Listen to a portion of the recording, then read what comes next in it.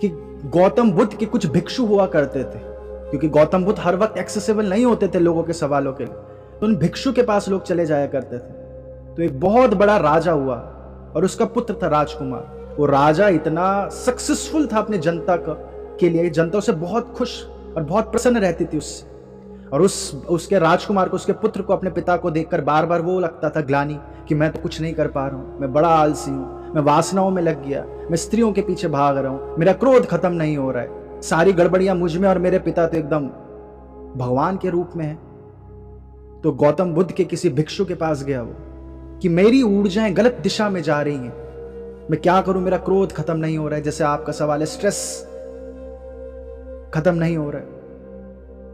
तो गौतम बुद्ध के उस भिक्षु ने उस राजा को बोला कि तुम जाओ इस शहर के कोने में और एक कबाड़ी की दुकान से लोहा खरीद कर लाओ। उस राजा के पुत्र को बड़ा अजीब लगा और उसने बोला कि मैं राजा का पुत्र, मैं कबाड़ी की दुकान पर जाऊंगा, मैं किसी अपने वर्कर को, अपने नौकर को भेज देता हूं, वो ले आएगा वहां से कबाड़, लोहा ही तो लाना है। कितनी मूर्ख बात है कि जवाब जिसको चाहिए वो दूसरे को भेज रहा है। बहरहाल किसी तरह भिक्षु ने उसे भिजवाया, क्योंकि जवाब हर कोई चाहता है लेकिन वो कार्य नहीं हो पा रहा लोगों से। धन हर कोई कमाना चाहता है लेकिन 8 घंटे किसी एक प्लान पर वर्क नहीं कर पा रहे लोग। 8 घंटे जबकि चाहिए 400-500 घंटे एक चीज पर लगने के लिए, हो नहीं पाता। पर किसी तरह भिक्षु ने उस राजकुमार को उस कबाड़ी की दुकान पर भेजा और लोहा मंगवाया।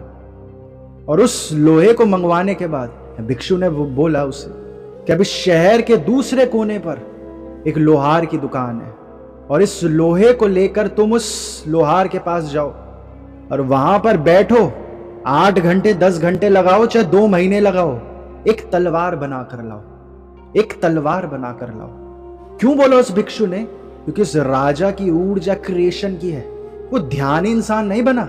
ध्यानी इंसान का मतलब है इस क्रिएशन की ऊर्जा के भी ऊपर उठ गए हो अब आप। गौतम बुद्ध को कुछ क्रिएट करने की जरूरत नहीं है, उनकी मौजूदगी ही खुद में क्रिएशन है। वो किसी लोहार की तरह कुछ तलवारें नहीं बनाएंगे गौतम बुद्ध। लेकिन हम क्योंकि एक्साइटेड स्टेट्स में ही रह रहे हैं तो हम एटलीस्ट इस एनर्जी को पॉजिटिव तरफ ले जा लें। तो इसी कोशिश में उस भिक्षु ने उस राजकुमार को बोला तलवार बना कर लाओ। और लोहार की दुकान पर राजकुमार जिस दौरान तलवार बना रहा था उसे तो समझ नहीं आया। वो राजकुमार लोग तो उस जमाने में एक कदम अपने महल से बाहर नहीं रखते होते थे पूरे जीवन भर। पूरा उनका साम्राज्य इतना बड़ा होता था कि बाहर पैर रखने की जरूरत नहीं होती, तो उन्हें कुछ आता नहीं होता था इस प्रकार का। तो जब उन्होंने तलवार बनाई तो तलवार बनाते बनाते उस राजकुमार की सारी ऊर्जाएं केंद्रित होने लगी, यानी कि ध्यान में रूपांतरित होने लगी। ध्यान का अर्थ आप समझें, मन यानी कि बेचैनी, ध्यान यानी कि सब कुछ समतल, सब प्लेन, एक प्लेट्यू। मन यानी कि पहाड़ की उथल पुथल, जो ऊपर नीचे पहाड़ की चट्टानें हैं, जो समुद्र की लहरें हैं, वो मन। और दूसरी तरफ एक शांति, वो ध्यान की स्थिति है। तो जब आप अपनी ऊर्जाओं को एक तरफ किसी तरफ लगाओगे, जैसे राजकुमार ने लगाया, तलवार बनाई, तो उसका मन शांत होने लग गया, बहुत बेचैनी से उसका शांत होने लग गया। और जब वो तलवार बनाकर वापस भिक्षु के पास लाया तो उसने भिक्षु को बोला कि मेरा जो सारी काम वासना थी, मेरी जो सारा क्रोध था, वो न जाने इन पलों में कहां गायब हो गया। तलवार में बना रहा था, ऐसा ध्यान था, मुझे कुछ पता ही नहीं था क्या हो रहा है मेरे चारों ओर, कोई मेरे बारे में क्या सोचेगा कि राजा ये क्या काम कर रहा है। मेरा ना दूसरे पर कभी ध्यान गया, ना कुछ हुआ, ना कभी वासना की तरफ ध्यान गया, पर ये हुआ क्या। तो उस भिक्षु ने यही बोला कि तुम्हारा मकसद यही होना चाहिए, कुछ अपनी ऊर्जाएं क्रिएशन की तरफ लगाओ। तुमने तलवार जो बनाई, तुम्हारी पुरुष की जो क्षमताएं हैं, जो कब्जे को मांगती हैं, क्योंकि वो जानता है कि राजा इतनी आसानी से सालों साल का सम्मोहन राजकुमार का एक पल में नहीं बाहर आ सकता था वो उससे। तो तुम अपनी ऊर्जाओं क्रिएशन की तरफ लगाओ। और इसी क्रिएशन की तरफ अगर हम सब अपनी ऊर्जाएं लगाएंगे तो छोटी मोटी वासनाएं बहुत छोटी चीज है, कुछ भी नहीं है। स्वाद, या हम कहें शराब पीकर जो डोपामीन हमारी बॉडी में रिलीज हो रहा है, असल में हम लोगों को कोई और मार्ग नहीं पता वो आनंद हासिल करने के लिए। अभी भी मैं ये नहीं कह रहा हूं कि आप खुशी से दूर भागो, शराब पीकर जो अलग प्रकार का आपको रिलैक्सेशन या सम्मोहन होता है, उसी सम्मोहन में ही रहने को कह रहा हूं मैं आप। क्योंकि क्रिएशन और जो गौतम बुद्ध की स्थिति है, जो ध्यान की स्थिति है, उनमें काफी फर्क है।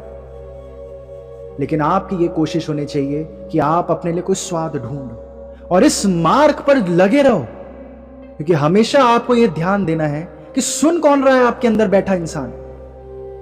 इसके अलावा गौतम बुद्ध ने भी कोई मार्ग नहीं बताया, जिद्दू कृष्णमूर्ति ने कोई मार्ग नहीं बताया, ओशो ने कोई मार्ग नहीं बताया। और यह मार्ग आप चलेंगे तो असंभव है कि आपके एडिक्शंस ना छूटे, एडिक्शंस ना छूटे। कोई क्रिएशन की तरफ ले जाना है, अपनी तरफ ले जाओ। और इसका बहुत बड़ा रीजन शराब का आप ये भी समझे अंत में कि हम सब वो कार्य कर ही नहीं रहे हैं जिसमें हमारा स्वाद है। क्या आप लोग जो अभी कार्य कर रहे हो, क्या वो बचपन का आपका सपना था? जो आप लोगों की जॉब है, क्या वो आपने बचपन में सपना देखा था मैं कार्य करूंगा या करूंगी? नहीं था। आप लोगों का जो बचपन का सपना था, अगर आप सबको वो सपने पूरे हो जाएंगे तो आप लोगों के जीवन की 99% दिक्कतें खत्म, क्योंकि आपकी सारी ऊर्जाएं ध्यान में तुरंत बदल जाएंगी। आप किसी टाटा अंबानी की नौकरी करते हुए कैसे आनंद उठा सकते हो? वो कह रहा है कि ये करो और आपको सही लगे चाहे गलत लगे, आपको करना है। आपको कीबोर्ड के बटन दबाने, अगर सॉफ्टवेयर इंजीनियर हो, आप दूसरों के लिए काम करोगे तो वो उस प्रकार के आपका ध्यान कैसे लग पाएगा? तो इसी वजह से आप लोग सोचते होंगे कि हमें काम में आलसी क्यों है, हम काम प्रोकास्टिनेट क्यों कर देते हैं, काम में मन नहीं लगता, स्वाद नहीं आता। क्योंकि जो बचपन में हम सब ने सोचा था वो समाज ने इस प्रकार से ही हमें बना दिया। बिल्कुल एजुकेशन सिस्टम का बहुत बड़ा रोल है। और आप ये देखेंगे, ओशो से तो ये भी कहा करते थे कि जो एजुकेशन सिस्टम है, इस वजह से गे और लेस्बियंस अनिवार्य हैं, भविष्य में बढ़ते जाएंगे। लड़के, जब आप लोग छोटे रहे होंगे, लड़के लड़कियों को एक दूसरे को देखने तक नहीं दिया जाता स्कूल में, लड़के अलग बैठे लड़की अलग बैठे। तो ओशो तो यहां तक कहते थे एजुकेशन सिस्टम के बारे में। लेकिन आप, अब जो हो चुका वो हो चुका है, एजुकेशन सिस्टम बीत चुका है। आपके हाथ में यह है, अपने पुरुष की शक्ति को समझें। वो सिर्फ एक शक्ति और क्रिएशन मांगती है, और वो क्रिएशन की तरफ नहीं गई तो डिस्ट्रक्शन की तरफ जाएगी। असंभव है अगर आप कोई अपने लिए क्रिएटिव मार्ग चुन लें जिसमें आपको आनंद आए, जिसमें आपको सुकून आए। असंभव है कि आपका मन आपके मस्तिष्क से ऊपर चले जाए, आप अपने मस्तिष्क से ऊपर चले जाओगे। आप वायरस तक समझें। आप ये तो आप समझ रहे हैं एडिक्शंस हैं, ये तो आप समझते हैं मनोविज्ञान की कोई स्थिति होंगी। आप वायरस को क्या समझते हैं? वायरस भी एक जानकारी है, एक डीएनए या आरएनए भी एक जानकारी है। वायरस एक डीएनए आरएनए होता है, और वो जानकारी लेकर आपके शरीर के अंदर आ जाता है, और वो जानकारी आपके शरीर को गड़बड़ कर देती है। शराब से आप बेहोश होते हो, बुखार से क्यों हो रहे हो फिर बेहोश? वो आप वायरस भी उस प्रकार से देखें, आपकी मेंटल स्टेट्स को बिगाड़ दे रहा है। आपको इस वक्त तो काम करना चाहिए था, लेकिन एक वायरस एक जानकारी लेकर आया, आपका शरीर का तापमान बढ़ा गया। एक वायरस जानकारी, क्योंकि वायरस जानकारी है, वो डीएनए और आरएनए है, वो जानकारी लेकर आया, आपका शरीर उससे युद्ध करने लग गया और आपके शरीर में कमजोरी हो गई। इंसान का मस्तिष्क इतना शक्तिशाली है, लेकिन अंत नहीं है। हर बार आप ये समझे, मस्तिष्क तो शुरुआत है बस। मस्तिष्क इतना शक्तिशाली है कि शराब की वासना, काम वासना तो बहुत सरल हो जाएगा। आप अपने शरीर की बीमारियां सिर्फ मस्तिष्क की धारणाएं बदलकर पूरी तरह बदल दोगे।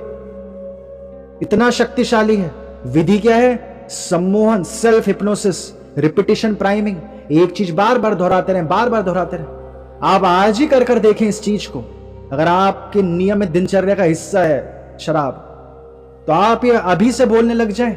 10 मिनट रोज बोले, 15 मिनट रोज बोले। इसी को मंत्र कहा जाता है। मंत्र और कुछ नहीं है। आप रोज 10-15 मिनट ये बोलें, हाथ में माला पकड़ लें, वरना भूल जाओगे।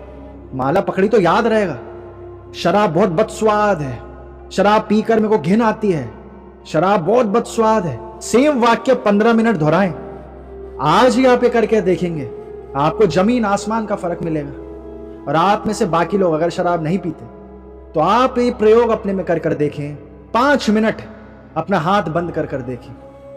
और जब आप अपना हाथ बंद करेंगे सेशन के बाद, तो आप ये बोलते रहे कि मेरी मुट्ठी खुल नहीं रही है, मेरी मुट्ठी कसती जा रही है, मेरी मुट्ठी खुल नहीं रही है। और आप 5 मिनट ये दोहराएंगे और आपके हकीकत में आपकी मुट्ठी आपको खोलने में बहुत तकलीफ होगी।